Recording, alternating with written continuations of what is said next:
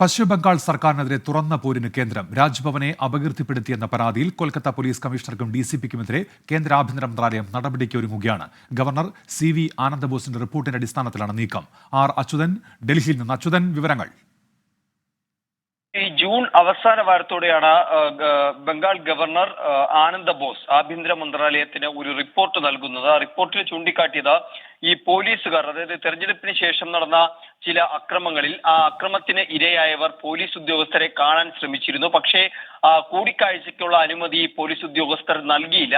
അത് പോലീസിന്റെ ഭാഗത്തുനിന്ന് വലിയ വീഴ്ച ഉണ്ടായി എന്നതടക്കമുള്ള കാര്യങ്ങൾ ചൂണ്ടിക്കാട്ടിയാണ് ഗവർണർ ആനന്ദ ബോസ് കേന്ദ്ര ആഭ്യന്തര മന്ത്രാലയത്തിന് റിപ്പോർട്ട് നൽകിയത്. അതിൽ പ്രധാനമായും പോലീസ് കമ്മീഷണർ വിനീത് ഗോയലിനെതിരെയും DCP ഇന്ദിരാ മുഖർജിക്കെതിരെയുമുള്ള ആരോപണങ്ങളും ആ റിപ്പോർട്ടിൽ ഉണ്ടായിരുന്നു. എന്തായാലും ആ റിപ്പോർട്ടിന്റെ അടിസ്ഥാനത്തിലാണ് ഇപ്പോൾ കേന്ദ്ര ആഭ്യന്തര മന്ത്രാലയം ഈ ഒരു അച്ചടക്ക നടപടിക്ക് ഉള്ള തയ്യാറെടുപ്പുകൾ, ഈ രണ്ട് ഉദ്യോഗസ്ഥർക്കുമെതിരെ അച്ചടക്ക നടപടിക്കുള്ള ഒരു തയ്യാറെടുപ്പ് ഇപ്പോൾ നടത്തിയിരിക്കുന്നത്.